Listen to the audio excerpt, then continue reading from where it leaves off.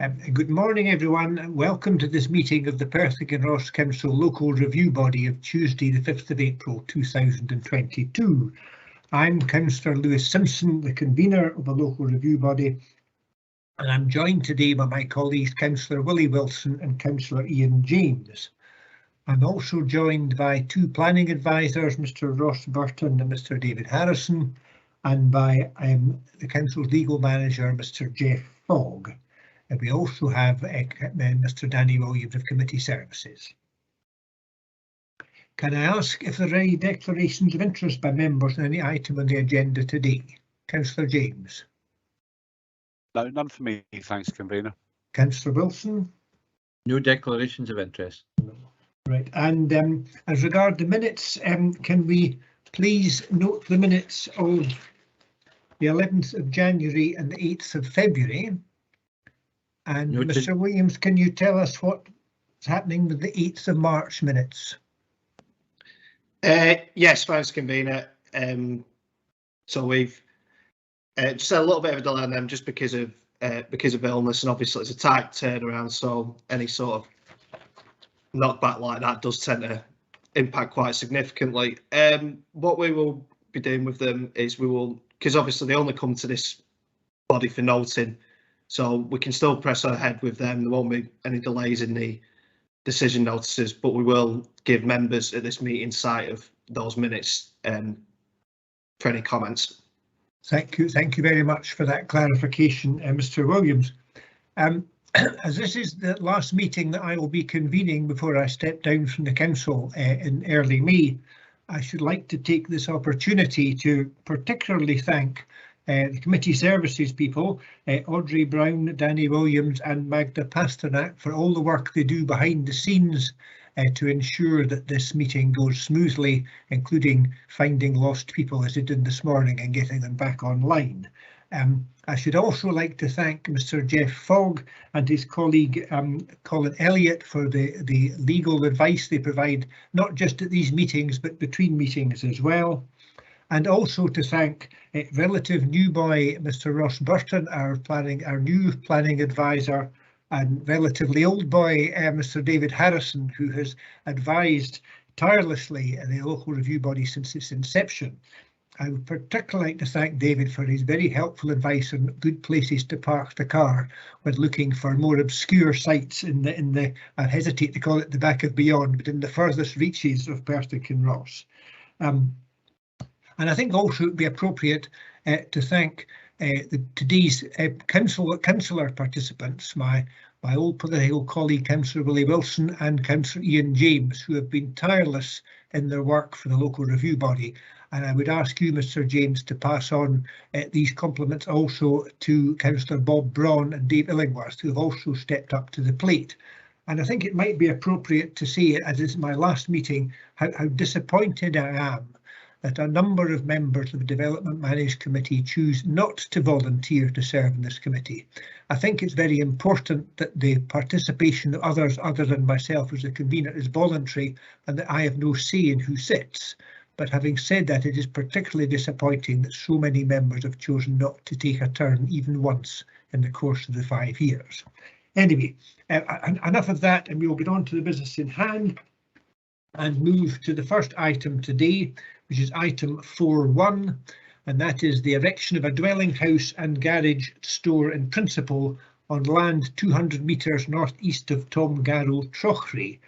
Can I ask you, Mr Harrison, to introduce this application for review? Thank you, convener. As you say, this is a planning application in principle for the erection of a dwelling house and garage store at land 200 metres northeast of Tom Garrow, Trochry by Dunkeld. The site occupies an area of rough grazing with a small number of trees. This area generally slopes north and is adjacent to open pasture and birch woodland. Access is from the public road via an unsurfaced track approximately 1 kilometre in length. While this is an in-principle planning application, the applicants envisage erecting a 1.5-storey house, and this is illustrated on pages 110 and 111. I'll just take you through some photographs now, but you might like to have page 63 onwards, which provide you with the location plan and site plan. So in the first photograph, this is us, shall we say, adjacent to the public road, looking in a westerly direction from the access. And from that position in the next photograph, as the arrows will suggest, if we swing round towards the right, this is looking in the opposite direction, the easterly side of the access. And the photograph is taken from the driver's position, as said in the photograph here, actually from within the car. So this is, shall we say, an actual representation in that direction. The applicant has indicated that he's in a position to improve visibility in that direction in the event of planning permission being granted. So if we move on from that photograph and, as it were, up the track leading to the application site, this is just to give you an example of it, a section of the track close to Tom Garrow, looking downhill, that's down towards the public road, as it were, and in sort of in a northerly direction. So from a similar position, as it were, if we swing round to the right of that photograph, this is us, shall we say, at the junction where it branches off to Tom Garrow and, of course, the application site beyond that. You can see that we've shall we say, we're slightly more elevated position now. And if we go up this road a little bit further, the track, we can now look down that track. And as you can see, the surface of the track is changing as we go. This is now part of, shall we say, what is largely a private access to Tom Garrow, going on beyond that as a means of access to the woodland beyond. So from there, this is looking in a westerly direction. As you can see, it's quite an open landscape, largely pasture at this point, but also a number of trees, principally birch trees, scattered within the landscape as well. So if we turn around and look in the opposite direction from that, in this photograph, this is us at the entry to Tom Garrow. And again, you can see, generally speaking, it's surrounded by open, rough pasture land, but some forestry beyond as well. And the access to the site is, shall we say, a continuation of that means of access to Tom Garrow. You'll see the track leading off here. So the next photograph, if we go up the track a little bit, as you can see, the nature of the track changes again a little bit as we go. Again, we've got a situation of areas of birch woodland, some more isolated trees, and areas of open pasture land as we sort of go up towards the application site from that entry. If we go on further up the access track, this is us now approaching the application site itself, which is obviously generally indicated in red there. As you can see, open pasture as far as the application site is concerned in general, but we also have the birch woodland, which is referred to in the papers as well. And obviously from this more elevated position, more open views towards the hills beyond. So from that position, the access track, if we swing round to the left now, that takes us into the area of woodland, one of the areas which the applicant has leased. This is lying, I say, on the western side of the application site. If you're looking at your papers, that's so the general nature of that particular area of woodland. It's relatively open, and the trees are referred to as veteran birch trees. And if we actually go into the woodland now, just to give you an example, this is obviously one of the trees, and it happens that, as it were, that the application is coming before you at the time of year when the trees are actually being tapped for this birch water. It's a sort of a period in the spring when the sap is, as it were, rising in the trees, and so we've happened to catch it at this time of year. Beyond that, as you can see, the adjacent application site. So from there, as it were, if we move into the application site, this gives us a broad view of the upper area of the application site, which is relatively level. It's sloping slightly down towards the north, but there is a bit of a break in slope, as you can probably detect from the trees sort of appearing to step down in the centre of the photograph there. So this is us looking in that northerly direction, as it were, up the Tay Valley towards the hills beyond, and of course the forestry as well beyond. So if we move down the application site a little bit now, this is more or less taken at the break and slope, as it were. As I say, the site begins to get steeper at that point, and this is us looking, generally speaking, in a westerly direction, that's sort of up the River Bran, as it were, and this is the lower area. And the applicant has indicatively shown his intention that the house would be erected within this lower area of the site to set it down slightly in the landscape relative to the access track, which we saw in the earlier photographs. So from there, if we swing round slightly towards the right, we're just catching that, shall we say, eastern side of the application site itself.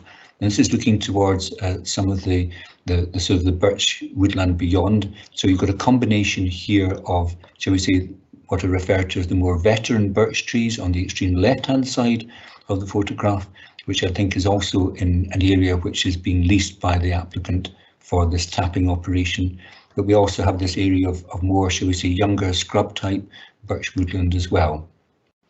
So if we swing round to the right again in that photograph, we catch this area of birch woodland that's of a more younger age, excuse me, on that eastern side of the application site. But beyond that, there's an area proposed for future management as well, which you can just sort of see on the skyline there.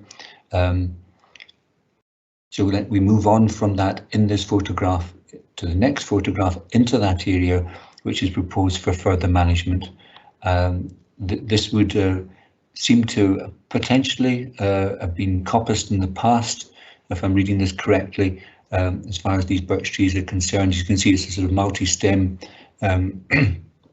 sort of form of woodland in that particular area. And if we move to the next photograph, you'll see that that sort of continues in at least that area closest to the application site. So relatively open but multi-stem nature of birch.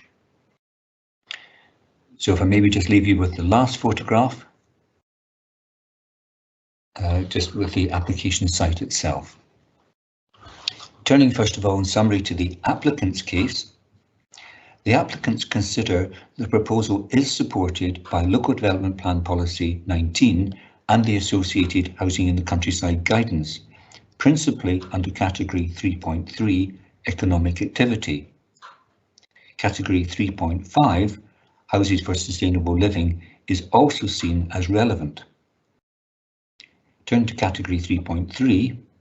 Category 3.3 requires that the site is the best possible option in terms of the fit within the landscape and reflects the traditional pattern and character of the area, with the emphasis on meeting the Council's siting criteria. It is noted that there are no options for renovating, converting or redeveloping any existing houses or non-domestic buildings within the locality. The site is not considered to raise any wider landscape impacts. The economic impact is seen as significant in providing employment for the applicants and potentially other jobs. The applicants consider that their 3 forestry-based businesses are financially sound and support the proposal for a permanent dwelling without any occupancy restriction. The papers include further information regarding the Highland Birchwater Company. This company's operations concern the tapping of veteran birch trees for sap during the spring. The applicant has arranged a lease on adjacent birch woodland and plans to manage further adjoining birch woodland. The focus is on marketing this product as a mixer for whisky. Regarding the second company, Birkentree Woodland Management, this is a forestry management consultancy that undertakes work on 4 estates in the area. It also undertakes work for Forestry and Land Scotland, Scottish Mines Restoration Trust and Hargraves plc. Third company is the Caledonian Wildwood Company. This is a not-for-profit company that undertakes small events for groups and individuals wishing to learn about birch tapping, foraging and other outdoor activities.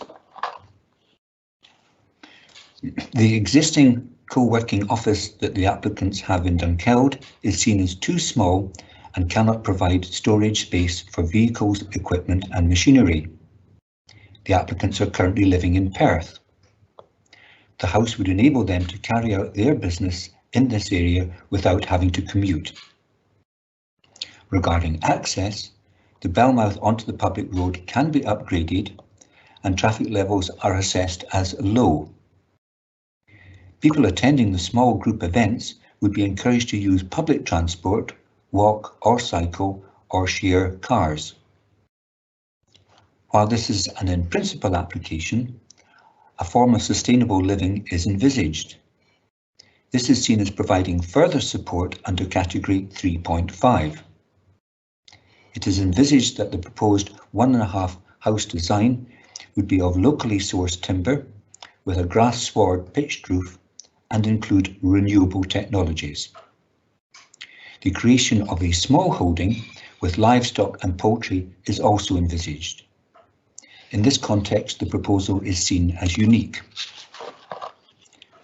Turning now in summary to the officer's report of handling. As the site lies out with any settlement boundary, the proposal falls to be assessed against Local Development Plan 2 Policy 19 and the associated Housing in the Countryside Supplementary Guidance. Within the various categories that offer support for such proposal, the officer considers that only category 3.3, new houses to support an existing business, is potentially applicable. That is, in terms of economic activity, to be supported as it has to be demonstrated that the house is essential for animal welfare reasons or essential for a worker to live on site for the operation of the related business. The applicants consider that on-site presence is needed for deer and sheep control, to host group foraging and woodland skills events, and to oversee and undertake ongoing woodland management work, including at out of hours and at short notice. The applicant's base in Little Dunkeld is identified as limited and having inadequate storage space for equipment and machinery required. Having reviewed the business case submitted, it's the officer's view that living on site is not essential to the successful management of the woodland and the other activities and business operations involved. It is noted that the business has been operating successfully without any residential presence on site. While recognising that it would be easier to carry out the business on site, this is not seen as sufficient to demonstrate that there is an essential need for a dwelling to support these activities. And these activities are seen as being capable of being carried out from another locality. Woodland management is not generally viewed as an activity requiring the erection of houses in the countryside. Considering the substantial forestry resource in Perth and Kinross, the officer has expressed concern that approval for this proposal may be viewed as setting a precedent for houses relating to woodland management elsewhere.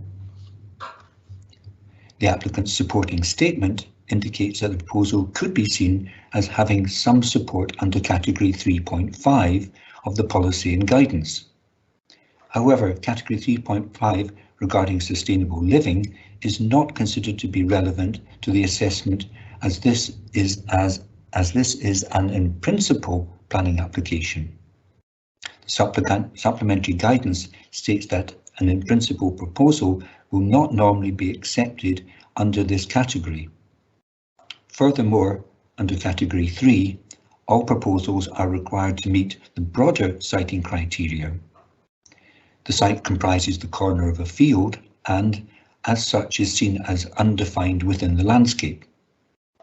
The proposal is not therefore assessed as complying with the siting criteria within the guidance.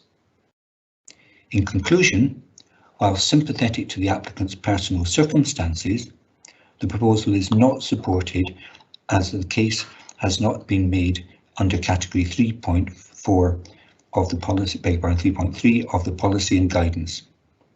Also, the site is not seen as having adequate containment within the landscape to meet the siting criteria. In that sense, the site is remote from other development. In this case, regarding representations, there has been one representation expressing concern for the need for passing places on the access to the site. In this case, there is both a request for a site visit and a request for a hearing. Thank you, Convener.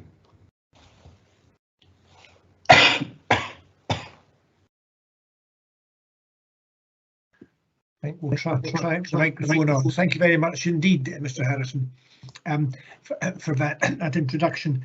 Can I ask you, Councillor Wilson, if you have any questions for officers on this application for review? Thanks, Convener. Yes, Mr. Harrison, you said that the current premises are in Little Dunkeld for the business to run.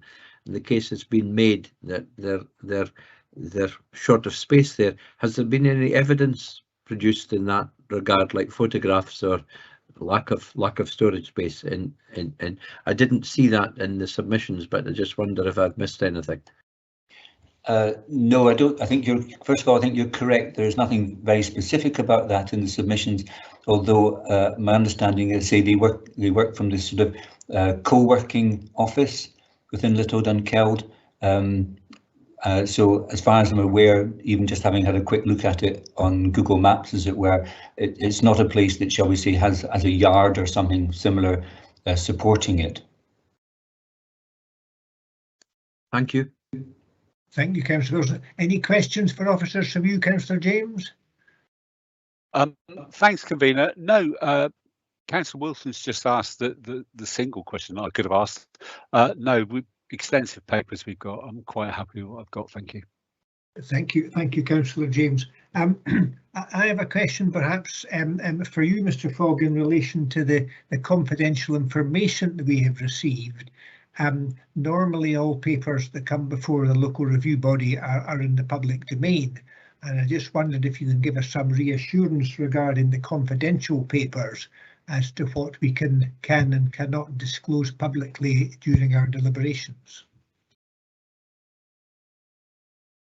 You could certainly, it's been submitted on the applicant's behalf, and you are entitled, probably required, to give it such consideration as you think it merits. You are correct that the LRB regulations don't make provision for information being held in confidence. So I think in the benefit of hindsight, it was perhaps a mistake to have received it on that basis, and it might have been better to have gone back and clarified with the applicant what information he was and was not prepared to have placed in the public domain, and only received on that basis. However, that wasn't done, and I think it would be correct for you to take it into account. But more generally, going forward, I would be concerned to try and resist the practice of information being received other than on the understanding that it would be held in the public domain, which is what is required of us in terms of the LRB regs. Thank you very much, Mr. Fogg. That's perhaps a learning point for any future information of this type that comes before us. I have no questions for officers, so members, can we proceed to determine the application for review on the basis of the information before us, that is the information contained within the papers and the presentation by the planning advisor, or do we require more information? Councillor Wilson. Thanks, Convener. I think we have sufficient information to proceed. Thank you, Councillor James. And likewise from me, Convener. Right, and I too am happy to proceed, so we will move to debate. So, having considered the applicant's papers, the report of handling, the Perth Kinross local development plan and all other relevant material planning considerations, I will start us off. Colleagues, I think we can see from the photograph before us why one would want to build a house in this beautiful part of the countryside. However, having visited the site and I know the area reasonably well, I have to say I am not persuaded that this is the only place you could possibly build a house in order to run this business.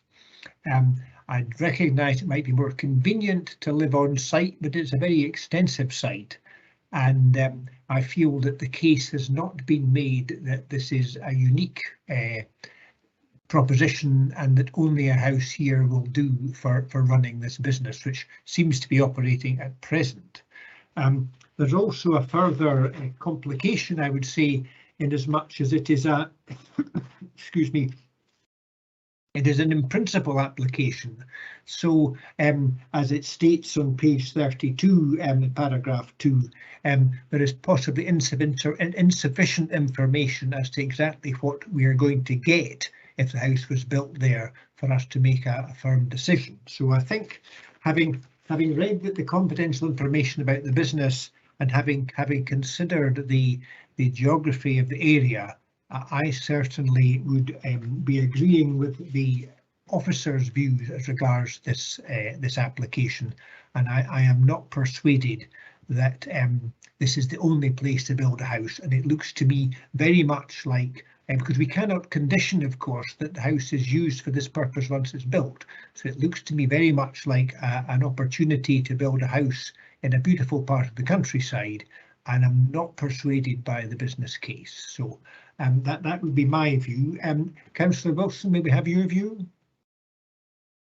Thanks, Convener. Well, I've looked carefully over the papers, obviously, all of them, but in particular looked at the business case and the activities that were related to the applicant's submission, that it was highly desirable or even essential to have this house in this location.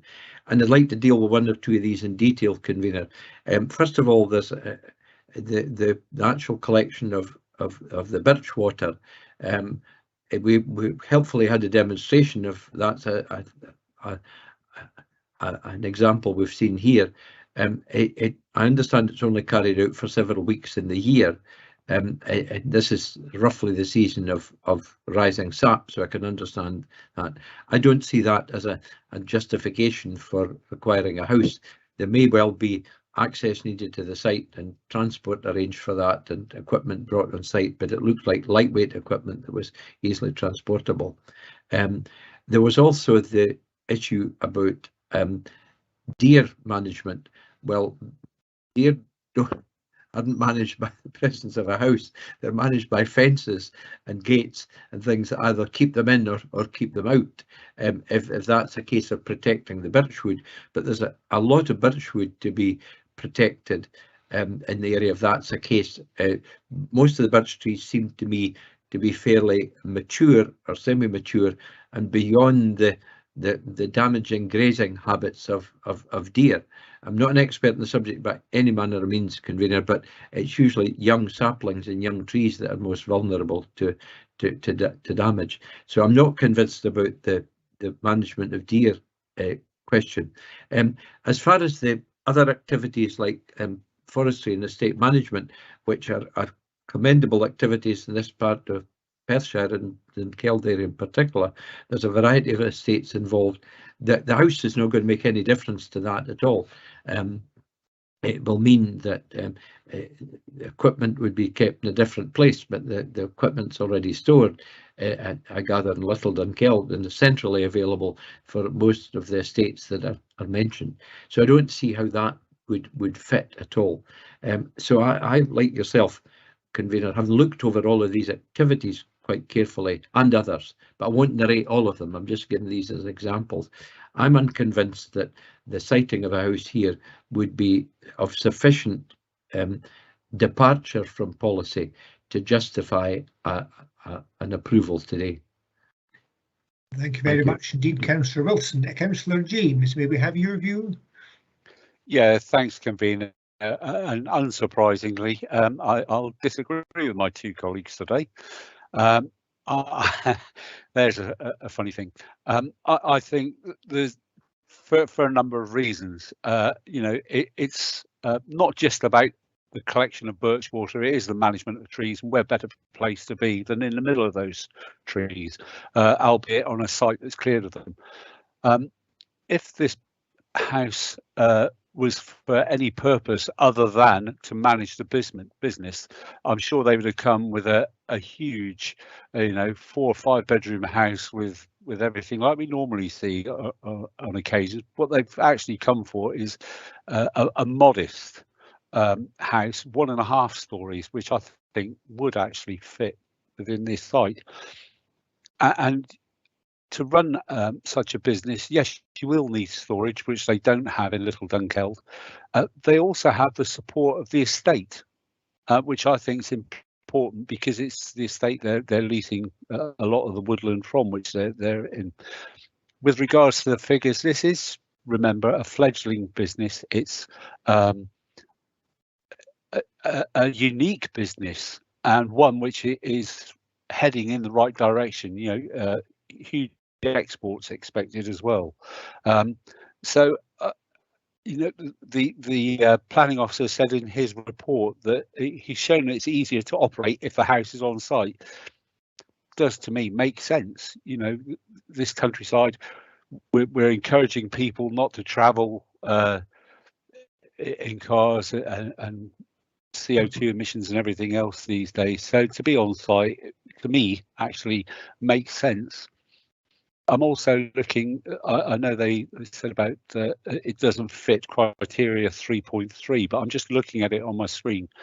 And it does say, as a result, more emphasis is now placed on the siting and design of the house. Like I said, I think this is a modest design and appropriate for the business and in that location. So I would have actually, bearing in mind this is an in principle, so detailed plans haven't come to us. This is in principle. Would we be happy with something there? Yes, I would be, convener. So I would have, on this occasion, taken everything into consideration and the economic benefit. I would have actually allowed this in principle application. Thank you very much indeed, Councillor James. So it would appear, Mr. Fogg, that we have an agreement between Councillor Wilson and myself that the reasons for refusal be upheld, with a minority view of Councillor James. I have a degree of sympathy with Councillor James's view, and I'm always happy to encourage economic development, but I'm still not persuaded that there's a critical and essential need for a dwelling on this particular site. So, Mr. Fogg, can I ask, do you have all the information you require for this? Yes, convener, I do. Thank you. Right, thank you very much indeed. I recognise this will not be the answer that the applicant was wanting, but I think you will agree we've given it a thorough examination and expressed our views very clearly to you. So we will now move on, if we may, to item 4.2, which is the formation of 34 caravan plots, access road, car parking and associated works, Comrie Holiday Park, Station Road, Comrie. May I ask you, Mr. Burton, to introduce this application for review? Thank you, convener. I should say at the outset, I've been having some connection issues this morning. So if I freeze and you miss something I've said, please just ask me to repeat it. If we could start with the first picture, please. It shows an aerial photograph of the site, which shows the application site in relation to the existing caravan park. Page 159 and 160 of the papers show the same thing before and after. The area marked to the red between the caravan park and the river is proposed for siting of 34 caravans. You can see to the top of that area is a darker green area. Now that's the site. That's the part of the site which has consent for 14 caravans, and that has already been raised. The proposal is to raise the remainder of the site to the same level, which is a couple of meters higher than the existing level, and to make it to form a development platform for the new caravans. In addition to that, there's bunding proposed on the southern boundary of the site of the application site, and a surface water drainage system is proposed between the proposed caravan pitches and the river. If we could take you through the pictures, now, I'll show you from that's the access from the existing caravan site. So you get a good view of the tarmac ending, and the little bit of road, a little bit of rougher road you see, the tarmac would extend into that to give access to the site. And the next picture shows the caravan site, which is, you can see the part which has been raised and the part which is lower. So the part which is lower would be raised to the same level as the part which is lower is what SEPA are calling the functional floodplain at the moment. I would point out that SEPA were quite happy with, didn't object to the consent that's extant for 14 caravans on the existing raised part of the site. So that's looking at the full extent of the site from the very eastern end of it. You can see it's a fairly substantial piece of land. The next picture, I think, shows it looking down towards the river. Yeah, that's looking now, swinging southwards, looking towards the river, which is just beyond the trees there. The applicant's case is that the caravan. If we just return to the aerial photograph now, please, for the rest of the presentation. Yeah, that shows. There's some more pictures swinging around. That's looking at the site for the manager's house, which isn't which is not part of this application, and it shows the access road. That's looking back from the point of the site nearest to the river, looking towards the caravans. Now, the applicant's case is that the caravan park provides valuable tourist accommodation, which is part of the LDP wording for developments like this. There's permission for 14 units on part of the appeal site. I've already mentioned this. The proposal will replace sites lost to the flood prevention scheme. The proposal will be compatible with surrounding land uses and will not appear out of character to the existing caravan park. There's no adverse impact on visual amenity. There's no impact on residential amenity. The proposal is acceptable to the council's flood prevention team. The applicant takes the view that because of this, the proposal complies with the development plan and Scottish planning policy. The applicant also points out the application has been refused purely because of SEPA's objection, and points out that SEPA do not have an absolute veto on development. To turn to the report of handling, there are no objections from any council consultees or from Perth and Kinross Historic Trust. In all respects other than flood risk, the proposal is noted as being acceptable. The report makes it clear that the vast majority of the site is located within a flood risk area. The pre-application discussions are referred to in the officer's report. The advice quoted in that pre-application discussion with the applicant is that the applicant should enter into discussions with the council's flooding and structures team and with SEPA. There is no record on the planning portal of any consultation of these meetings, and as far as I can ascertain, that has not been referred to by the applicant. There were 4 letters of objection received. The grounds are overlooking and loss of privacy, overbearing size of development, noise and disturbance, light pollution, inaccuracy of plans, which refers to a suggestion that the caravans some of the existing caravans are actually used for non-tourist accommodation, which isn't really a material consideration. Traffic generation, strain on local water and sewerage capacity, access to the riverbank, and again a further objection on the grounds that some of the caravans in the existing site have permanent residence, which puts a strain on local resources. So the material considerations that the committee, I would suggest it should bear in mind are that, that SEPA considers the current proposal, which covers more ground than the granted proposal for 14 units, does not comply with Scottish planning policy because it represents development of the functional floodplain. It recommends instead that alternative locations are considered for the expansion of the caravan park. I point out to the committee that Article 15.1 of the Town and Country Planning General Development Procedure Order requires the Council to notify the development to Scottish ministers if they are minded to grant planning permission. Now, this means that if committee decide today that to take the view that permission should be granted, they will need to take a view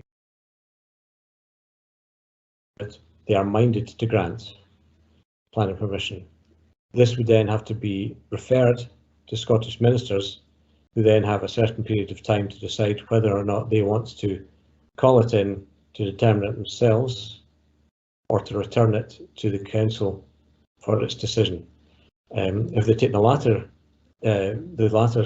course of action, then basically they would be allowing the council to grant planning permission. Some observations that I would make on the application. There are no objections noted from any internal consultees, including the Council Flood Prevention Team. There is a single objection from SEPA, and that's a single reason for refusal on the decision notice. In view of the requirements of the General Development Procedure Order, as I've said, the Council then needs to take a decision on whether or not it's minded to grant, or whether it wants to, or whether it should rather support the reason for refusal. Okay, thank you. Thank you very much indeed, Mr. Burton.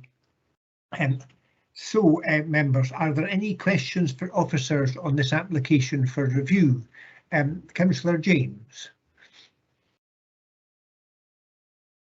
Thanks, convener. Sorry, I was looking at the very first photograph that we had in the display. Thank you very much for that, by the way.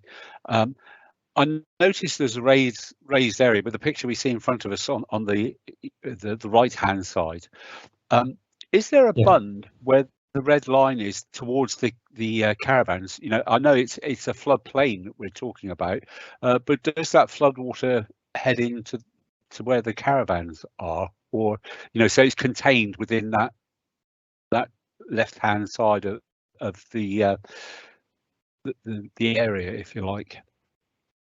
At the moment, the area, if we could go to the first couple of pictures, please, photographs, I think that will make it a little clearer. There is. And the next picture, I think, will make it a little clearer. Yeah. There you go. Yeah.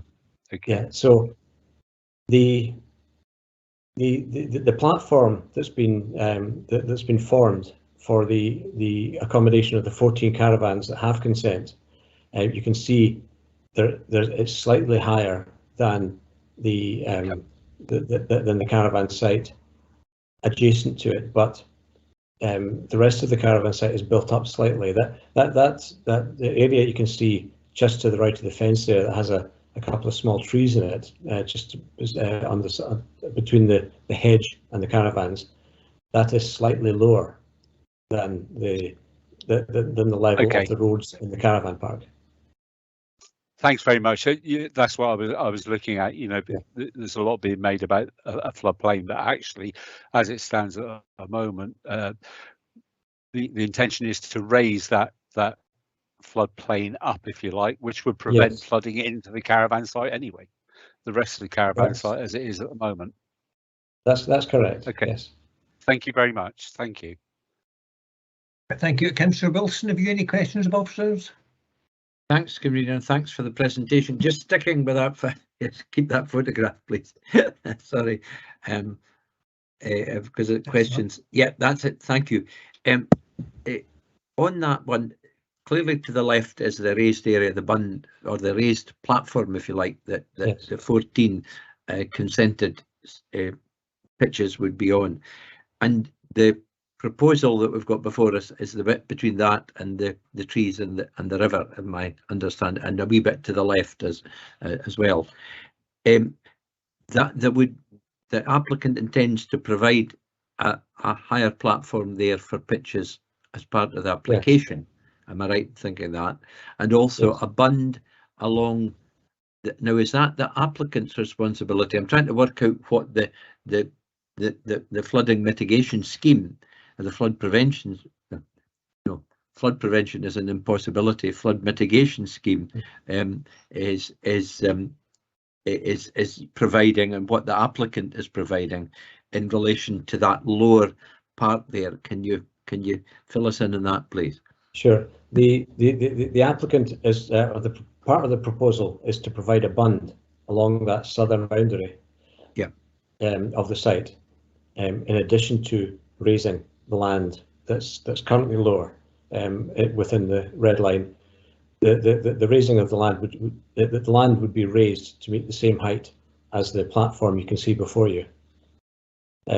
Roughly, you can see from that picture, in fact, that if you look at the caravans to the right there, they all have decks built out from them.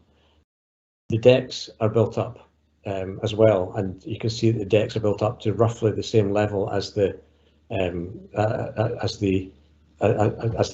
raised land there, and that's the caravans sit at a slightly higher level as well, because obviously the deck is the idea is to walk. The deck is at the same level as the floor of the caravan, so the caravans are in themselves sitting slightly higher than the land. You can see by the hedge there. Okay. And the actual flood scheme itself, the one that the council are about to implement, is it on within the curtilage of the riverside and beyond the bund that the applicant is proposing?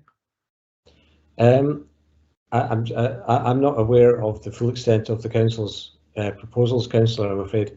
Okay. As far as I'm aware, it involves land more extensive than the caravan park, and what I don't know, and it would be wrong of me to say anything about it, is how much it impinges on the caravan park itself. But we do know that the flood prevention scheme would impinge in part on the caravan park site. As far as I'm aware, yes. Yeah. Okay. At least that's referred to in the papers. Yes. If my reading is correct, convener.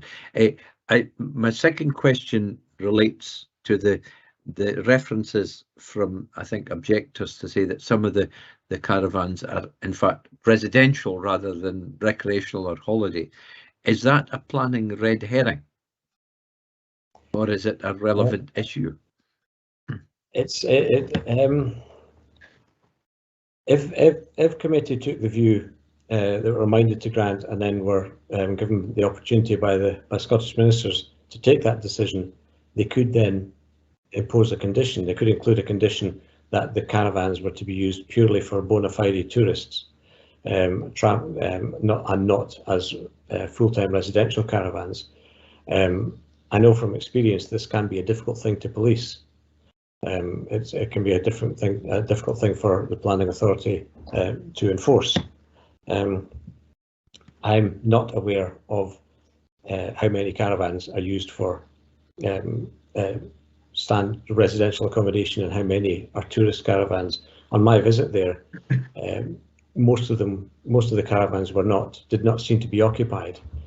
Perhaps 15% of them had a car sitting at the door, which suggests most of them were not in occupation at that time, and they certainly have.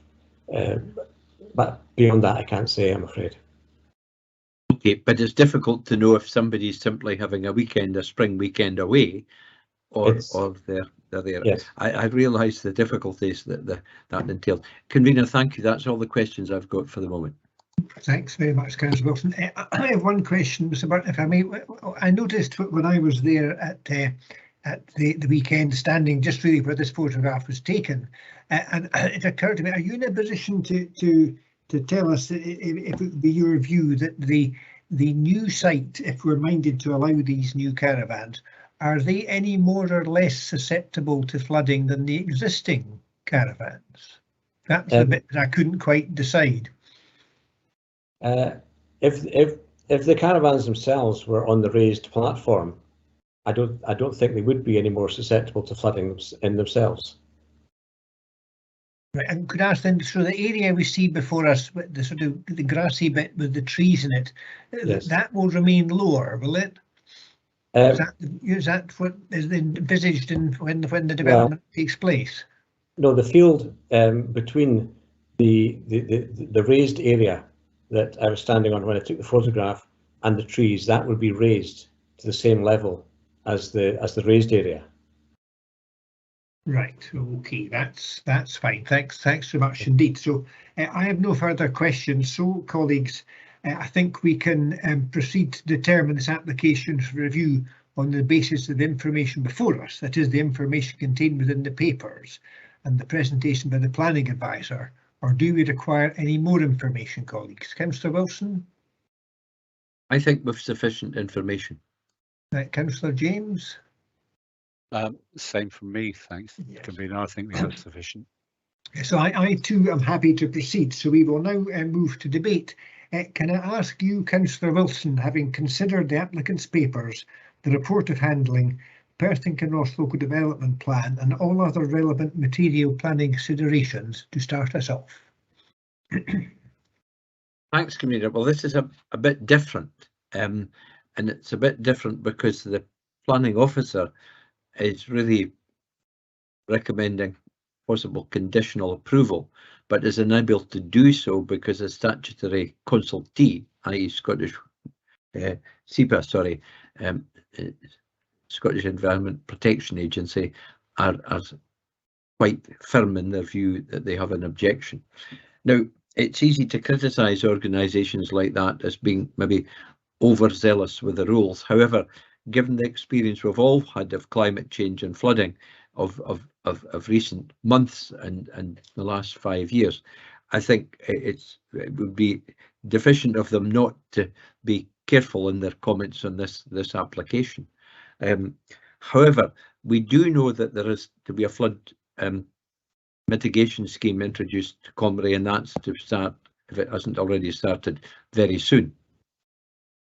We do know that the applicant has submitted details of mitigation measures, the raising of a platform, a bund, and there may be others that would mitigate to whatever is possible the effects of flooding, or reduce it or eliminate it. And we do know that their own flooding team have recommended approval, and that's on page 199. And I read the third last paragraph in that page. Can read, subject to the proposal being implemented after the flood prevention scheme, the proposal would be compliant with policy 52, and so on. So that and we do know that tourism is important to Perth and Kinross, and this is already a popular site, and the expansion is not huge. It's modest to middle size, I would have and links in with a development that's already approved. So we're in a wee bit of a bind, Convener, because we have an outstanding objection. We cannot simply say, yes, we agree, and ask our officers to issue a planning consent, because there's an automatic call-in process that would apply to that.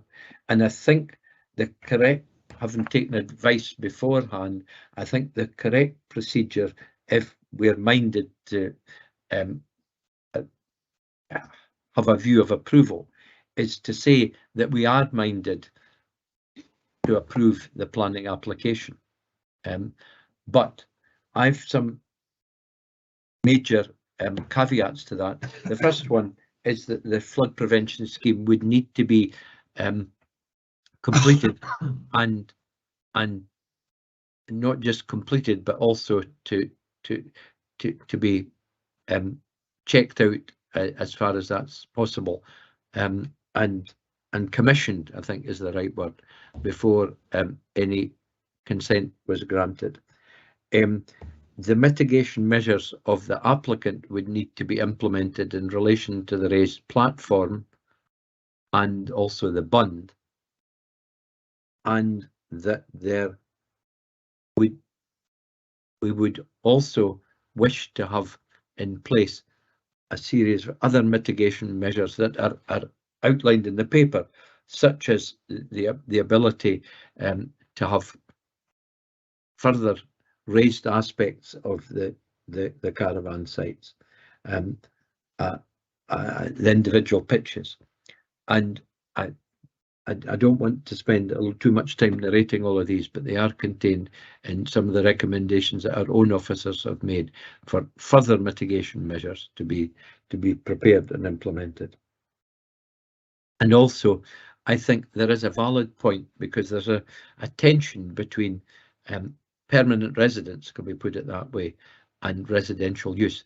Now, defining residential use is difficult, but I would suggest that if we were minded to suggest to the Scottish Government we wish to approve this, if permitted, then we would put in a condition that the pitches involved would be for tourist use and not intended for permanent residency use.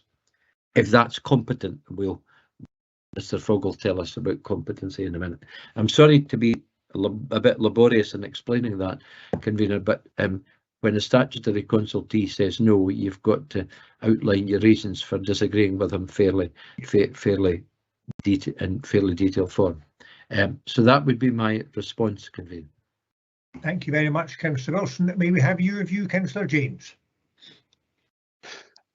The beauty of following Councillor Wilson, Convener, is that there's never usually a lot left that you have to say, other than all of the above. I totally agree with everything that Councillor Wilson has said. Thank you.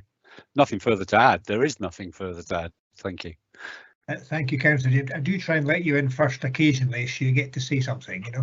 I have to say, colleagues, I too agree with most of what Councillor Wilson says. I think the only issue I would have is on page 199, it's quite clear that the Comrie Flood Prevention Scheme is at an advanced stage and is a committed project by the Council.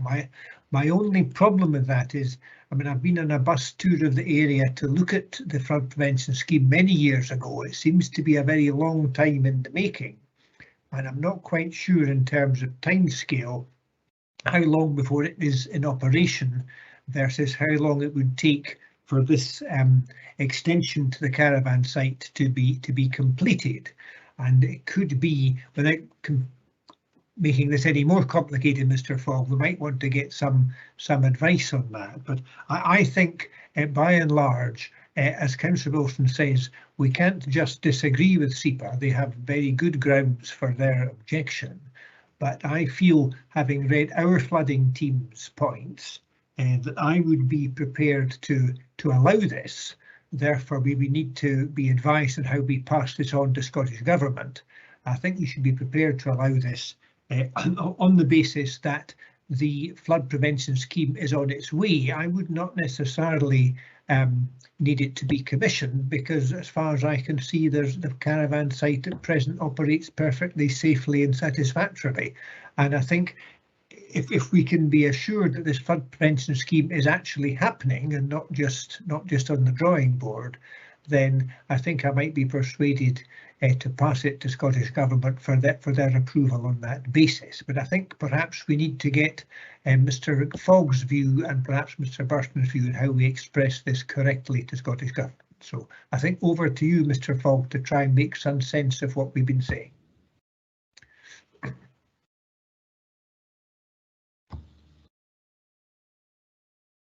Mr. Fogg. Yes, thank you, convener.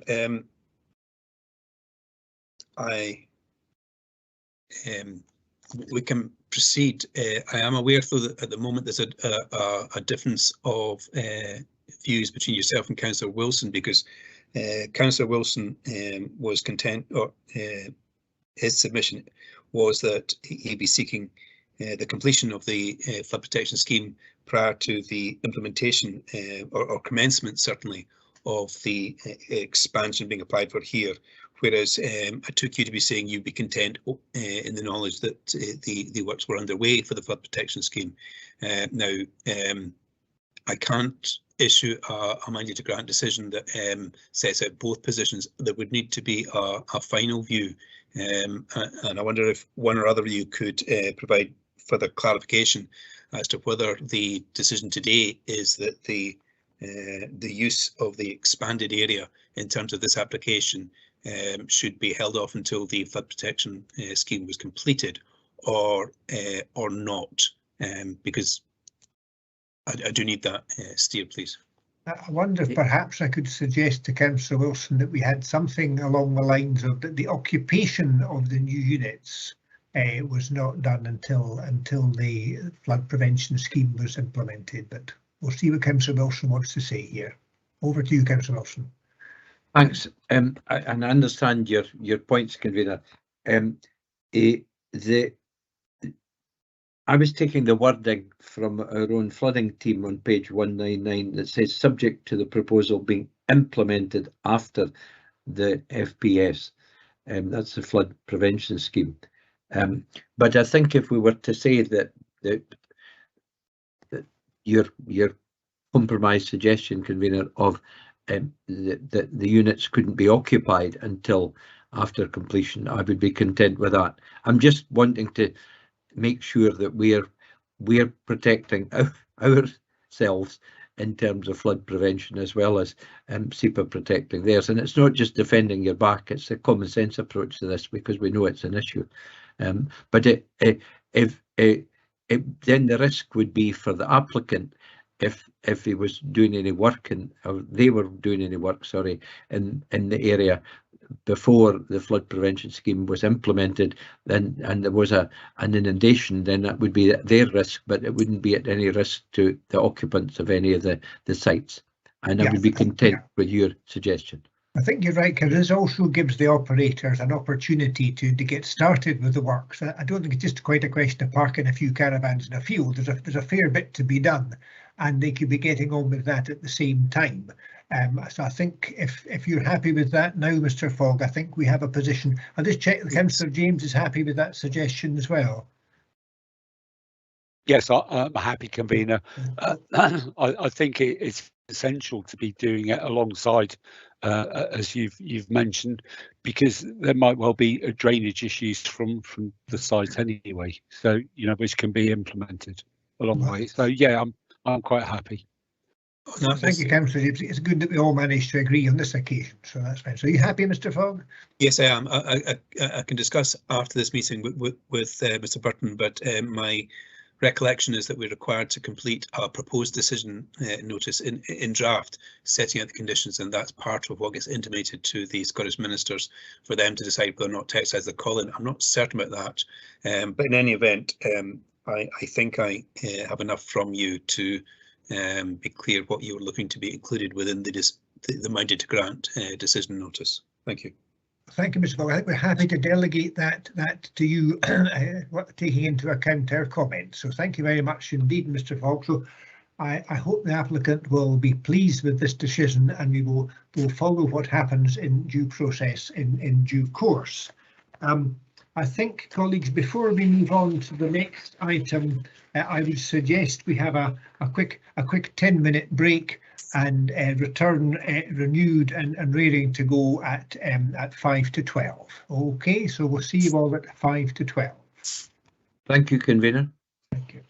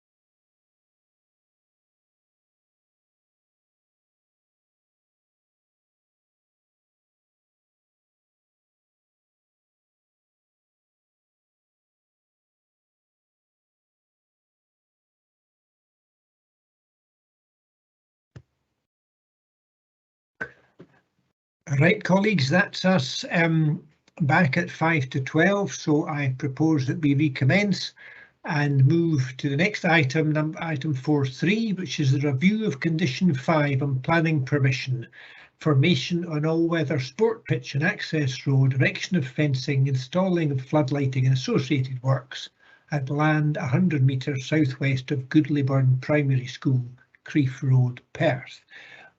Mr. Harrison, may I ask you to introduce this application for review? Thank you, Convener.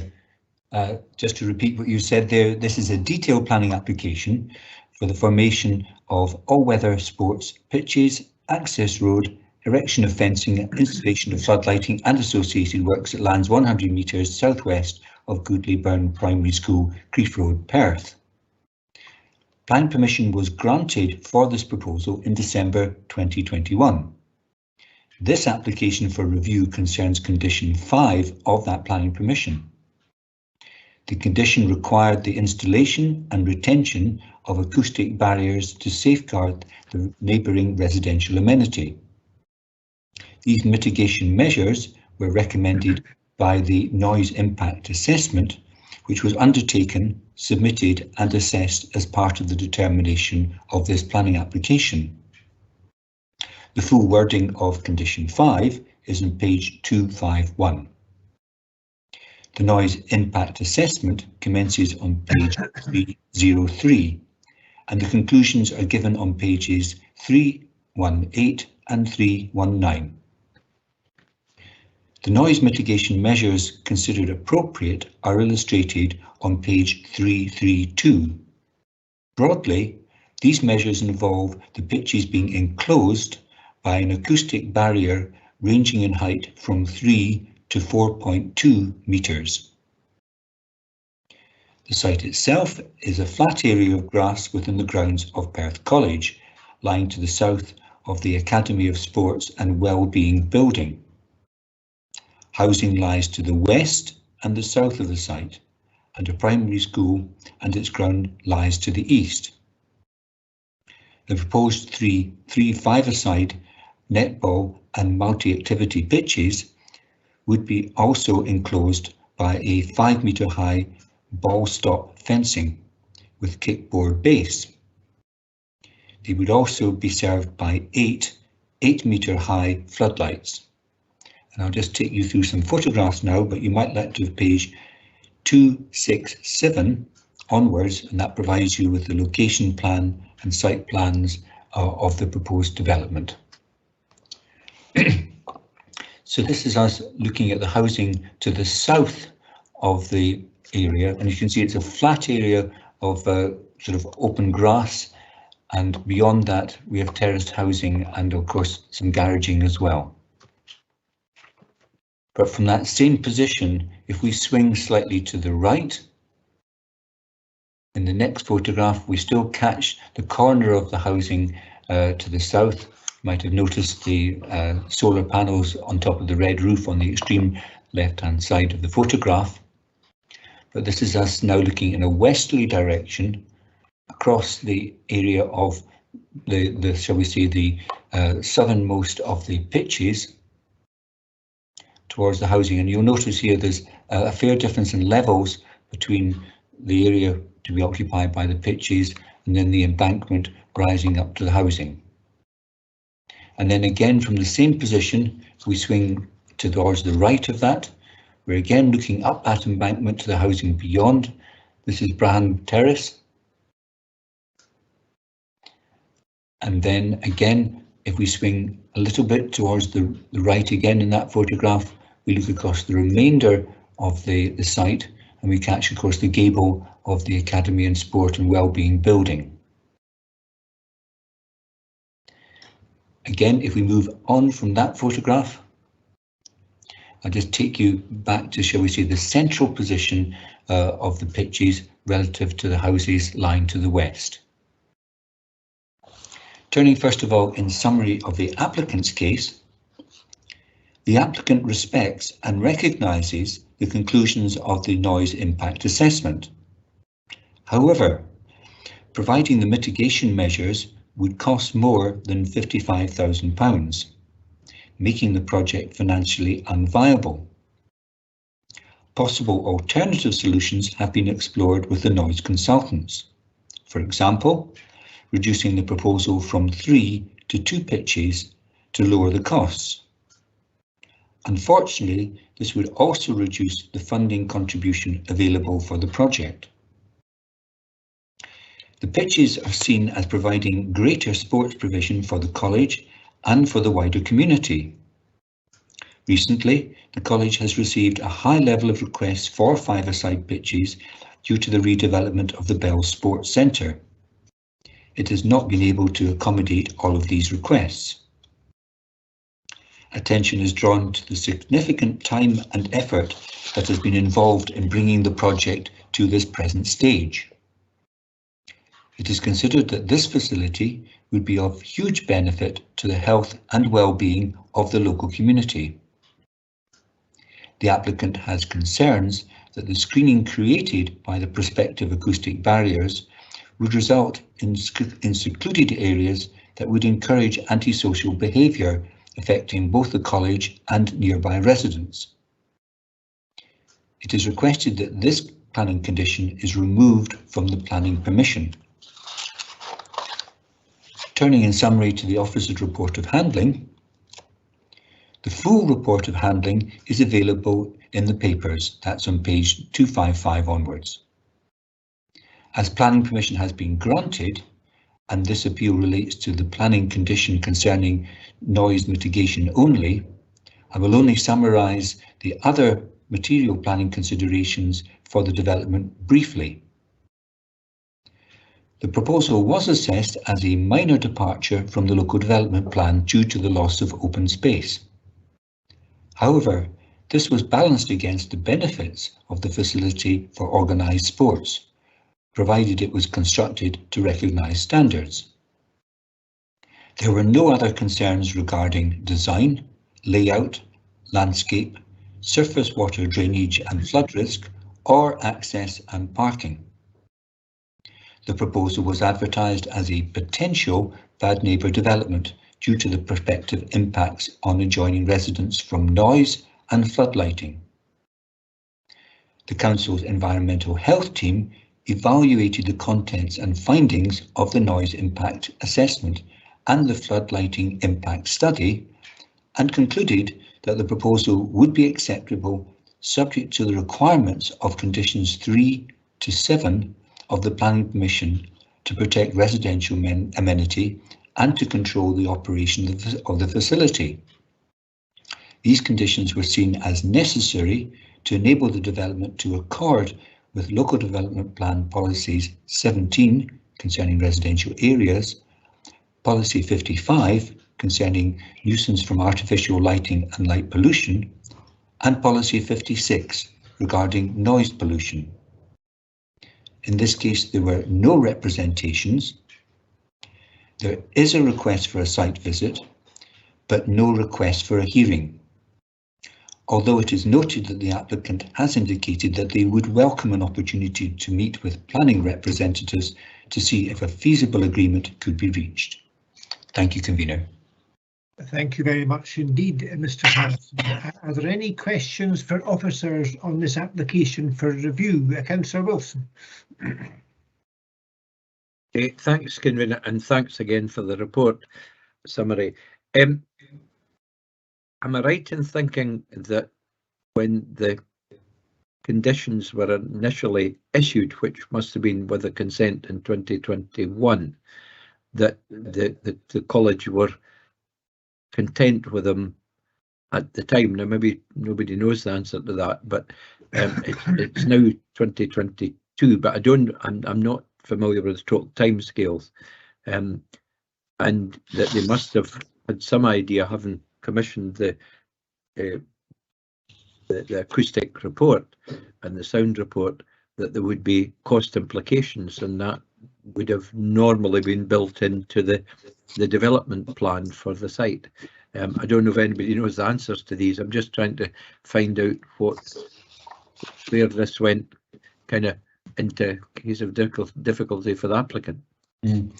Yeah, I can understand you asking the question. Yes, as you say, the consultants' report, which they obviously commissioned and paid for and submitted to the council to allow the application to be progressed, did include on page 332 details of the prospective, should we say, measures which were anticipated as being necessary to mitigate against noise nuisance.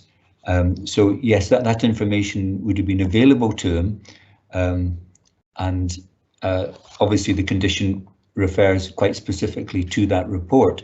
I don't know the answer with certainty to your question in terms of why the college may now be coming back asking for this to be reviewed because of the costs. That's, I would say, is an internal matter to the college.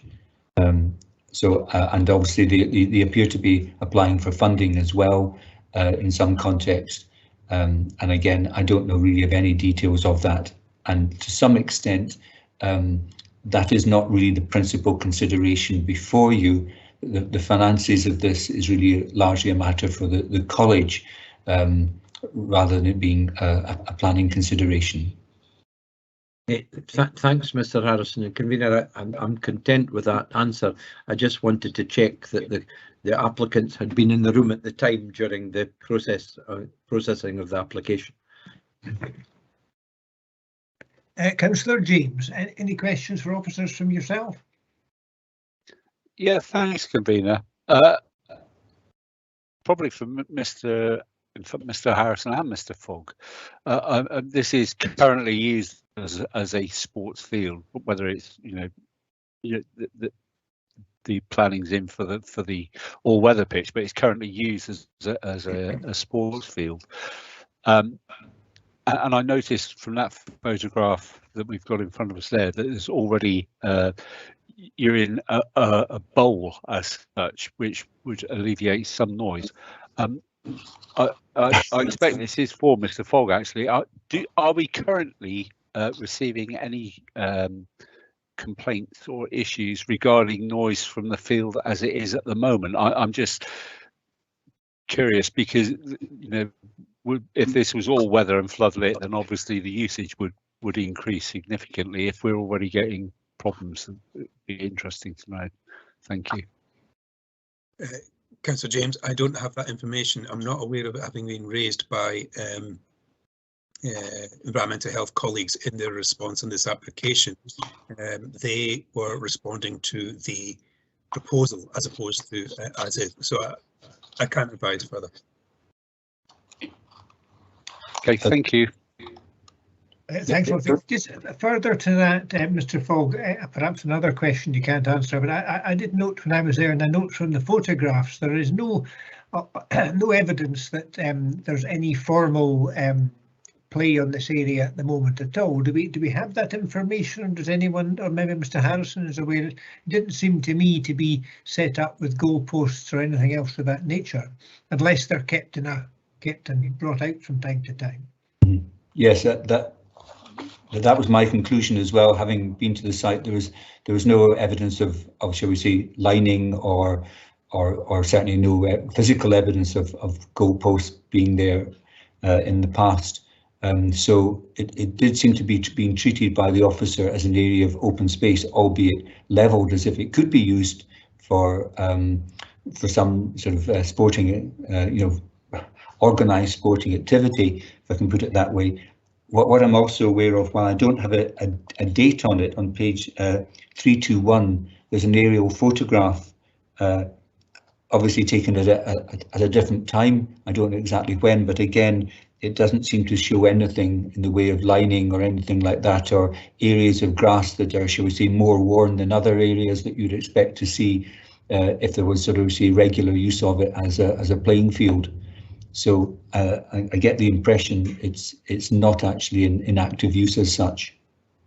Right, and thank you, Mr. Harris. And then I take it also then, as far as we are aware, they proposed the removal of this condition and to replace it with nothing to safeguard the neighbouring residential amenity in the area. Is that correct? Yes, so the request is for the condition to be removed. There's nothing put forward to suggest an alternative wording or an alternative form of mitigation. Thank you, Mr. Harrison. If there are no other questions, colleagues, I think we can now move to make a preliminary decision. So members, can we proceed to determine the application for review on the basis of information before us? That is, the information contained within the paper and the presentation by the planning advisor. Or do we require more information? Councillor James. No, I think we've been provided with the information, Convener. Nothing untoward. I'm happy. Councillor Wilson, are you happy we have sufficient information? You're on mute, Councillor Wilson. I'm more than content with enough information. Thank you, Councillor Wilson, and I too am content to proceed. So let us assess the case and move to debate. Can I ask you, Councillor James, having considered the applicant's papers, the report of handling, the Perth Kinross Local Development Plan, and all other relevant material planning considerations, to start us off? Councillor James. Yeah, thanks, Convener. A very difficult one, this, to be honest.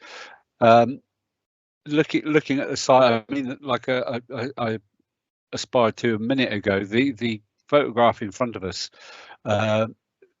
you're already in sort of a bowl, so you'd think the noise would be contained. However, noise assessments have been carried out, and they were part of the original planning condition, which was accepted.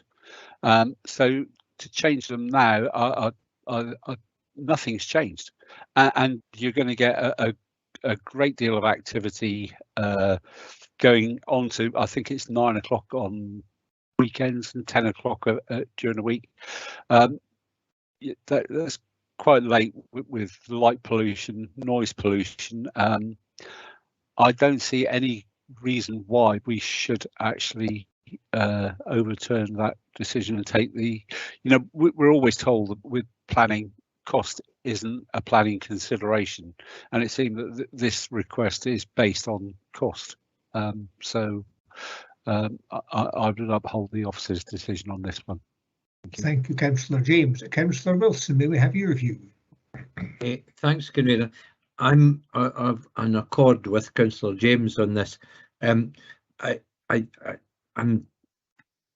think a wee bit vexed that the college have now found themselves in this situation, but as the answers to my question, they've been fully involved in the process throughout, and there was bound to be a range of mitigation measures both in terms of fencing and the type of materials used for the courts themselves, the surfaces and everything. There's a set of standard rules about these things, and given the proximity of the housing, and I think Councillor James has drawn attention to the fact if you're down in a bowl or a lower area, that sometimes you would think the sounds might be dissipated, but they might be enhanced. So we've got a very, very full report. I mean, nearly 100 pages of report here of acoustic advice, and I think it would be wrong at this stage to go against that. And an acoustic fence will only ameliorate the sound.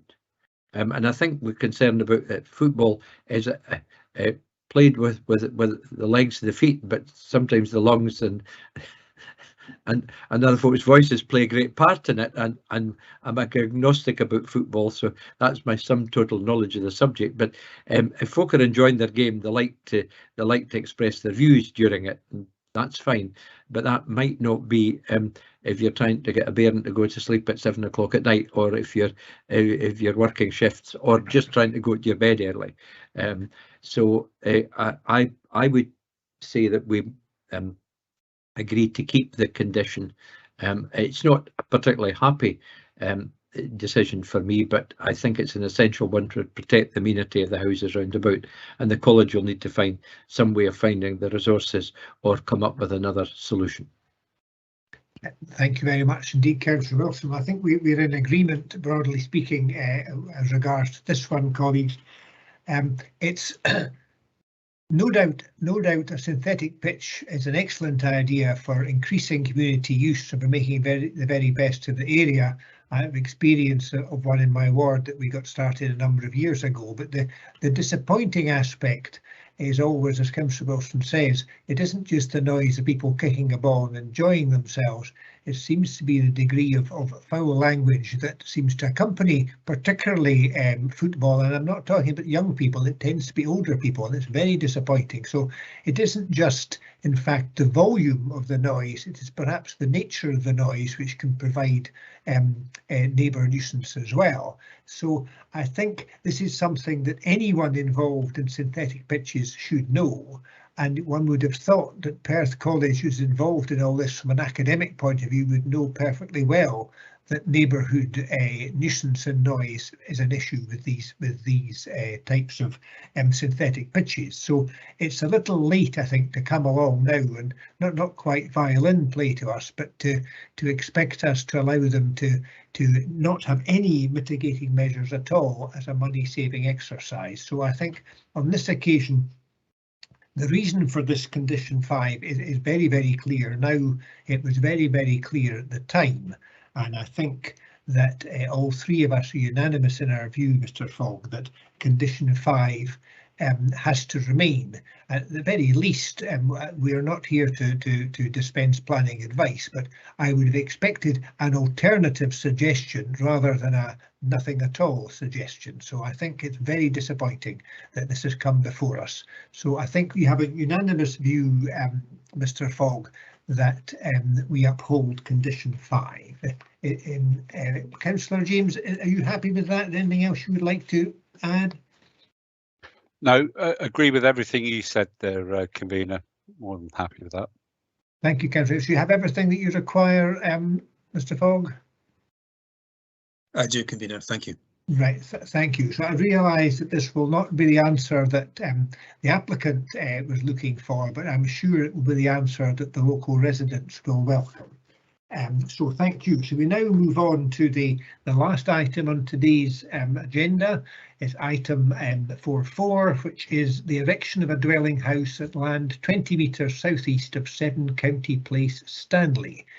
Can I ask you, Mr. Burton, to introduce this application for review? Certainly. Thank you, Convener. Yeah, as you said, this is a proposal for the erection of a dwelling house incorporating a granny annex on land 20 metres south of County Place in Stanley. The building contains 2 linked dwellings. It will be built in the centre of an area used as a garden area for the flats. It would occupy the garden areas currently used by the flats at 8 and 9 County Place. If I could take you through some photographs of the site, I should explain it a little better. Yeah, the first photograph shows the 3 blocks of flats to the north of County Place, and the garden areas stretching to the south. Just to the south of the trees is the River Tay. You can see that the garden areas are quite narrow.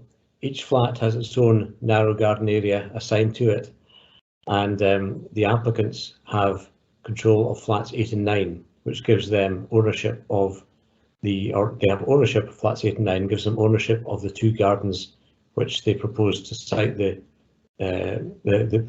building on. The next photograph shows the site from the main road. So you can see on the left-hand side are the flats, 2-storey whitewashed buildings, and to the right are the garden areas. And you'll note from this picture as well that Stanley Parish Church sits just beyond the garden areas. The garden areas are used for parking as well, as you can see. Stanley Parish Church is Category B listed, and the new building would, as you could imagine, be kind of central to the view you have of the church from that on that photograph. The next photograph takes us further into the site. Well, that photograph shows. Yeah, there we are. There's a photograph within the site showing the access road, which is quite a narrow road with a footpath down one side with gardens on the other, on the left-hand side. Now, some gardens, some of the plots have car parking areas in front of a fence. Some don't. Some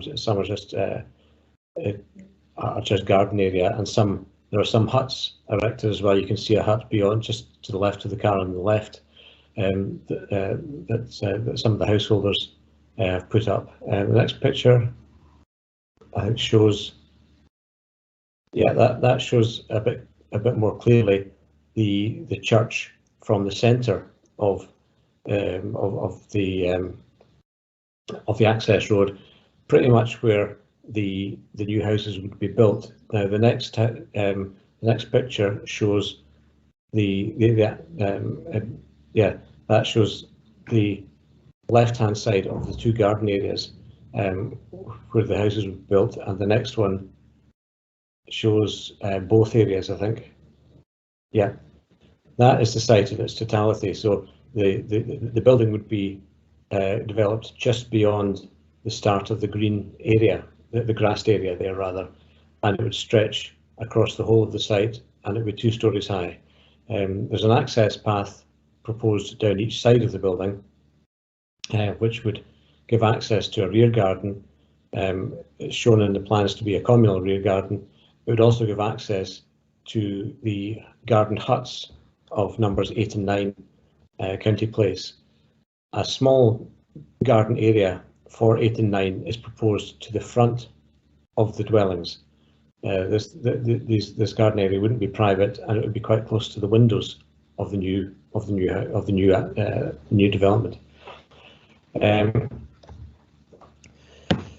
Now, to turn to the applicant's case, the applicant takes the view that material considerations regarding the use and occupancy of the dwelling weren't fully considered by the planning officer, and it wasn't fully against Tay Plan policies 1, 2 and 4, and Perth and Kinross development plan policies 1A, 1B, 17, 22, 24 and 27. Now, to run briefly through these policies, Tay Plan policy 1 concerns location priorities and says that new housing development shall be focused in principal settlements, and Stanley is included in that list. Tay Plan policy 2 is about shaping better quality places, delivering distinctive places within the local design context, ensuring that layout, design and density of development are all appropriate. Tay Plan policy 4 requires local development plans to plan for the delivery of sufficient houses to meet the area's needs and identify effective housing land in support of that. I would take the view this isn't a material consideration, as it's an entirely different scale to the small housing site proposed here. To turn to the policies quoted in Perth and Kinross Local Development Plan, Policy 1A requires that development must contribute positively to the quality of the surrounding environment, and that design, density and setting should respect the character and amenity of the area. Policy 1B sets out placemaking criteria which seeks to create a sense of identity, to consider and respect surrounding landmarks and views, and to complement surroundings in terms of appearance, massing and scale.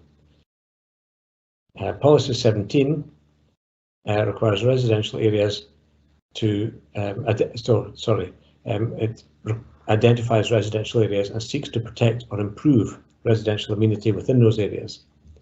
It encourages infill development which is compatible with the amenity and character of the area. Policy 22 is regarding particular housing accommodation. It supports housing development for particular needs of accommodation, such as housing for frail or elderly people. Policy 24 is about maintaining an effective housing supply. And again, I don't think this is a material consideration here because it's at a wider scale. It seeks to allocate sites for housing development and to avoid development on unallocated sites. Finally, Policy 27, listed buildings, seeks to protect and enable the alternative development of listed buildings. Amongst part of the protection of listed buildings is the protection of their setting. The observations on the proposal, pages 391 and 392 show the layouts of the papers, show the layouts of the flats. They show that each building contains, the whole building contains 2 dwellings with roughly equal floor space, although it has a single front door. Each of the dwellings has a lounge area with adjoining kitchen, a shower room and utility room downstairs. One has 3 bedrooms and bathroom upstairs, while the other has 2 bedrooms, one with an ensuite bathroom and a separate bathroom. Each of the dwellings has a separate staircase. The layout submitted shows a small area of non-private garden for each flat, 8 to 9 flats in front of the proposed house, and a shed for each flat located at the foot of the garden for the new dwellings. The one other thing I would mention is that while precedent isn't seen as a material consideration, I feel it should be borne in mind by the committee the impact of granting this application on potential future similar applications in the future. That it would make it difficult to more difficult for the council to resist other similar applications in the future. Thank you. Thank you very much indeed, Mr. Burton. Are there any questions for officers in this application for review? Councillor James. No further questions. Thanks for the presentation, Ross. It was really useful. We've got the information in the papers. Thank you. Thank you, Councillor James. Councillor Wilson, have you any further questions? Yes, Convener, and I'm just trying to find the exact page in amongst the plans, but I think I've managed to find it. It's on page 389, Convener, and I'm moderately familiar with the site because this site is immediately with the view you see and on entry to Stanley before the sharp left-hand corner going up to the square. But the blocks, I think I'm right in thinking that most of the blocks of flats have 4 flats in each block. That's correct, Councillor. Yeah. It's cottage flats, I think they're referred to, or 4 in a block. Yeah, which are a familiar Perth County Council yes housing housing solution throughout the county. So the garden ground, at least in theory, if not in practice, which we see as being used for a variety of things, amenity space, parking space, turning space, a wee hut in one case, what we would call in old Scots terminology a statutory, and some folk have even got real gardens. They're shared with the space is shared with 4 flats.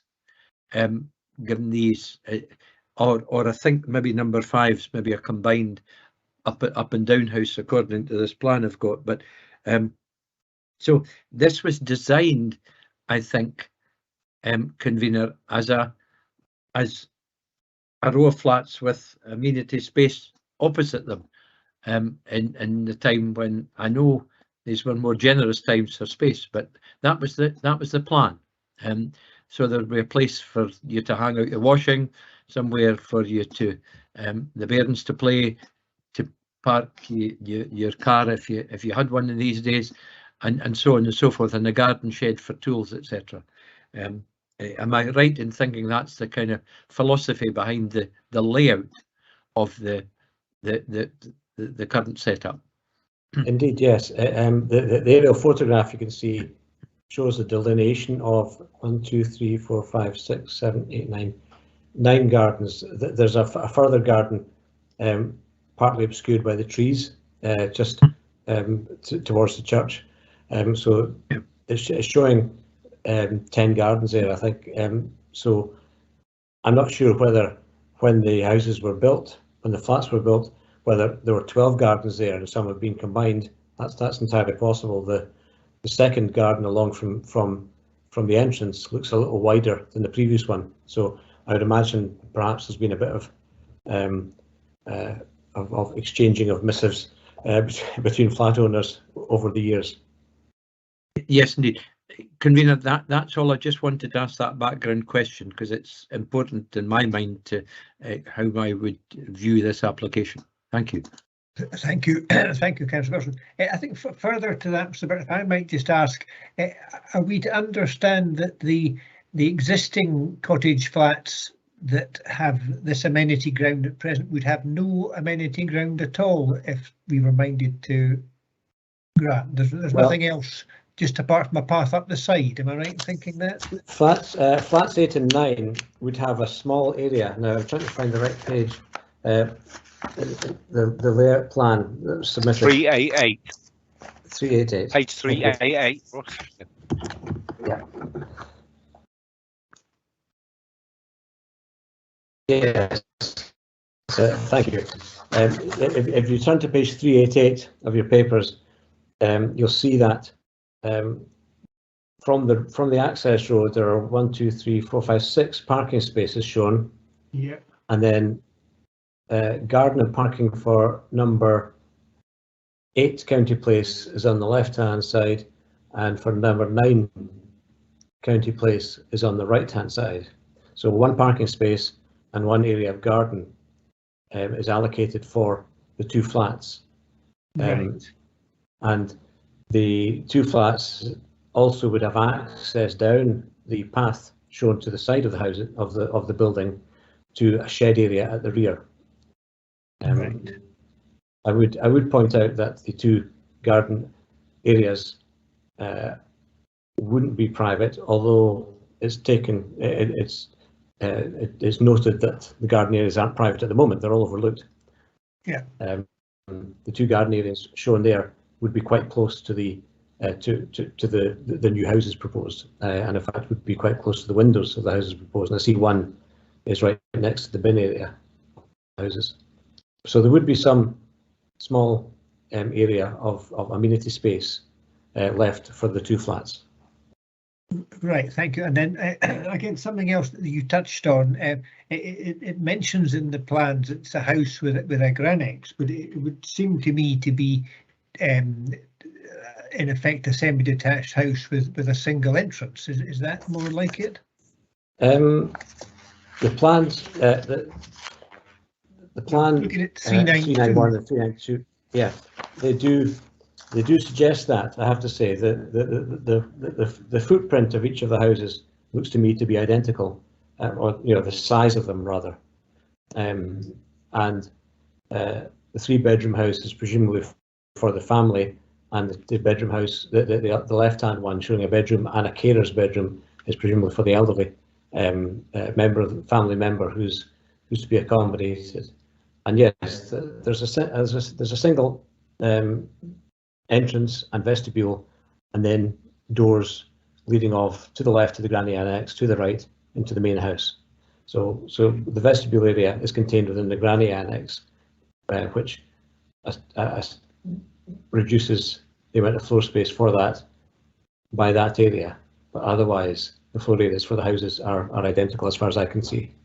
That's fine. Thank you very much indeed. Are there any other questions? Councillor James, a further question?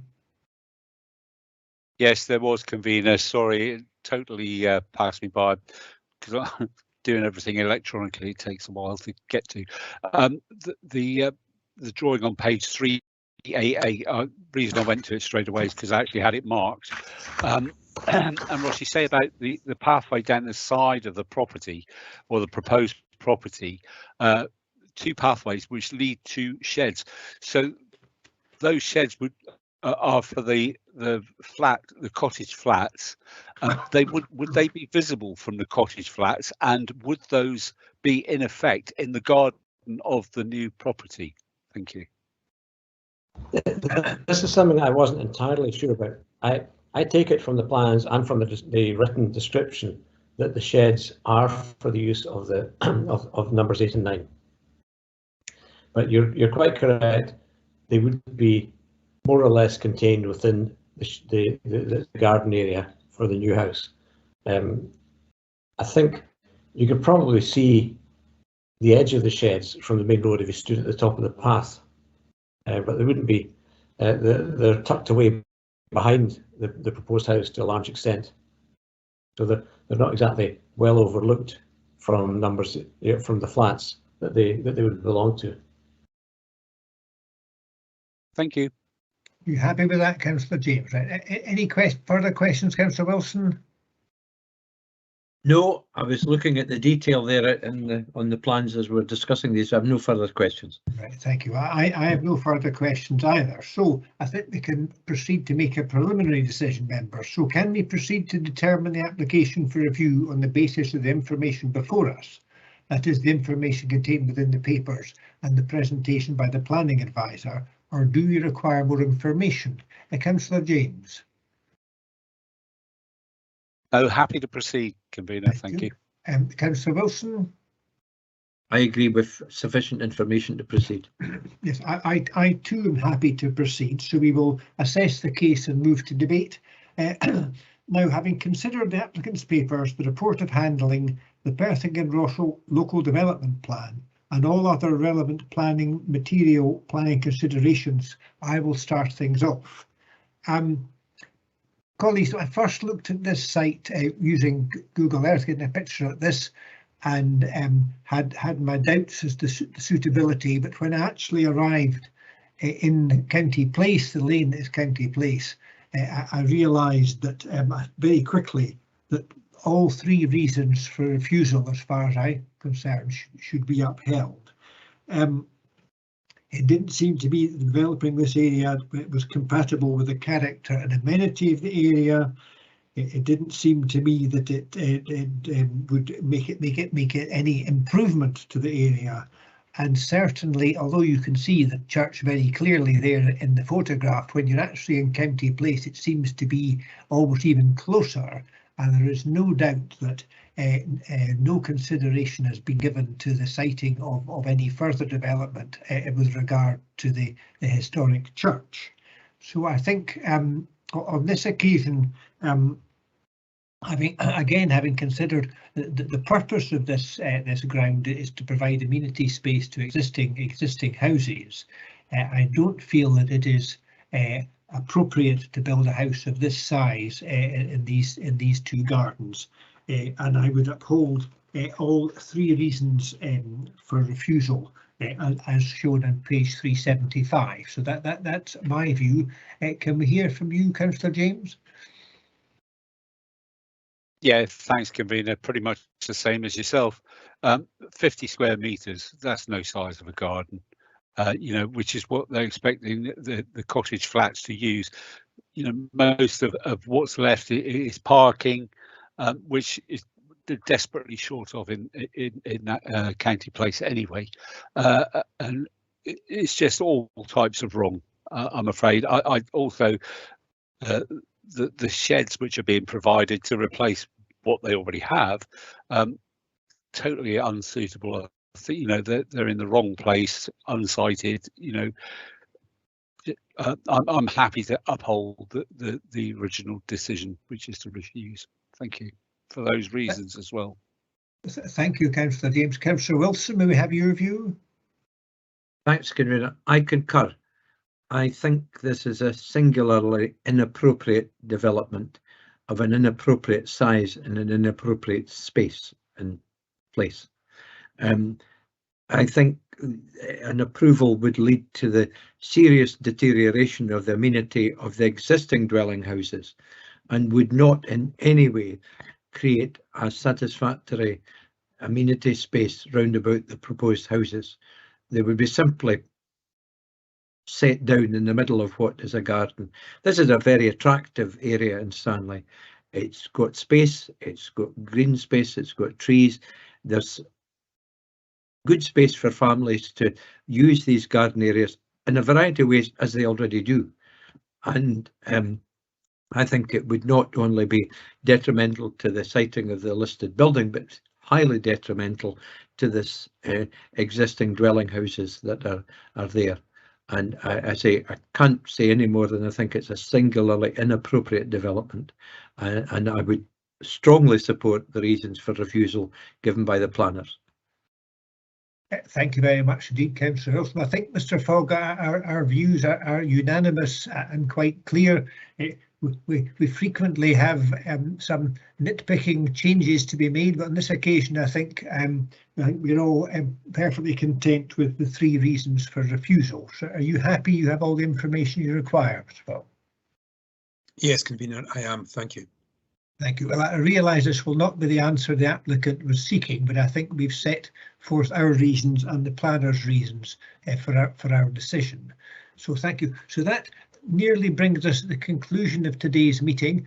As this is my last meeting and Councillor Wilson's last meeting before we step down at the forthcoming elections, I wonder perhaps, given the point you made earlier, Councillor James, if you might want to say anything before I give Councillor Wilson the last word. It's nice to get a first word. Yeah. Convener, I've actually enjoyed. I know you said earlier, you know, about thanking me for taking part in LRB. I've actually enjoyed this committee. It's apolitical, yet we all seem to come to some form of agreement, and it's a great committee to work on. The officers, both Jeff and Colin, thank you very much. Danny has bugged me no end to come anyway. I've never volunteered. I've always been told I have to turn up, but that's another story. David, your advice and help has been immense and wonderful. And Ross, big shoes to fill, but I think you're doing a great job. So thank you for doing that. I'd like to thank you, Lewis, for doing what you do very, very well. You've led this committee from the front, and I'm sad that some people chose to make it political. It's never been a political decision for me. You do a great job and rightly deserve a pat on the back. Willie, what can I say? Thank you. You've both actually been very good friends, and Willie, your knowledge is immense. There's never anything to say after following you, and you always make a good point, and you've always been both of you been very kind and pleasant to me. So thank you for doing what you've done. Thank you. Thanks for allowing me the first word, Lewis. Oh, thank you very much indeed, Councillor. Thank you for your kind words. So after that big build-up, Councillor Wilson, we will give you the last word on this my last LRB. Councillor Wilson. Thank you, and thanks to Ian for his kind remarks. I have a certain amount of years of experience in planning and development management, and I leave this meeting with a degree of sadness, to be honest, but also a degree of gladness, because it has worked well. First of all, I want to start off by saying to Magna, to Audrey and to Danny for their excellent support, particularly in these difficult pandemic times when we've had to deal A, with technology, and B, with old men like me who either don't or cannot work the technology. So there's a huge debt of gratitude there. I want to say to Jeff and to Colin in his absence, and I hope Colin will be returning to full strength and full duties very soon. Thanks for all their guidance, patience and persistence sometimes, because they've helped us enormously to keep to the facts and keep to the planning conditions and all the details of that. That's absolutely essential that elected members have the support of staff to ameliorate some of our thoughts and into sensible language. To Ross, well, it's kind of welcome to the show and cheerio, Ross, but I think you're going to do fine, if I could put it that way.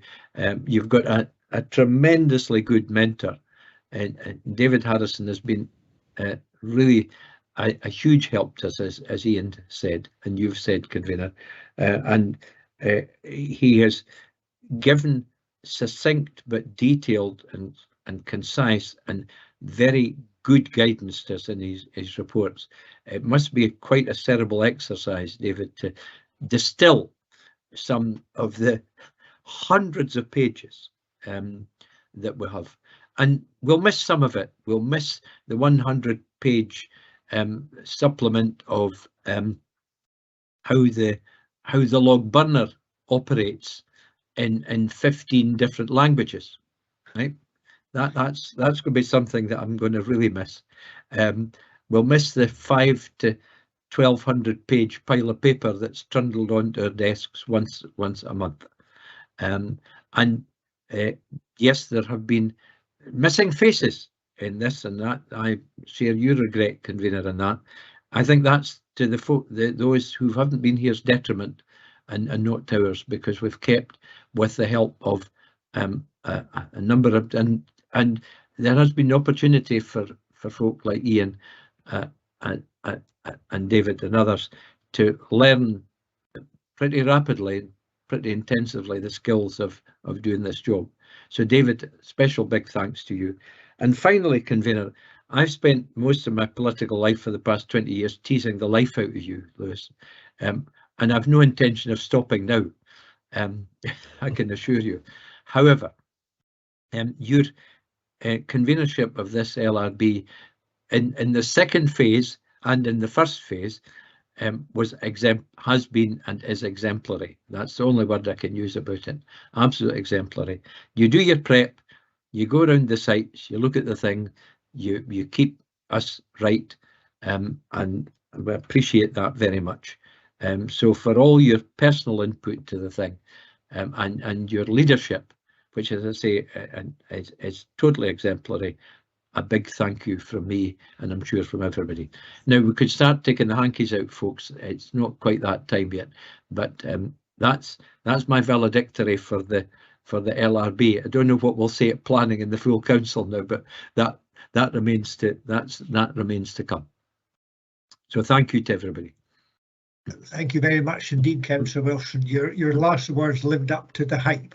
So I think with that, colleagues, I will say farewell, and Councillor Wilson, I may be back as attendees in the future, but this will be our last LRB. Thank you very much, and goodbye to you all.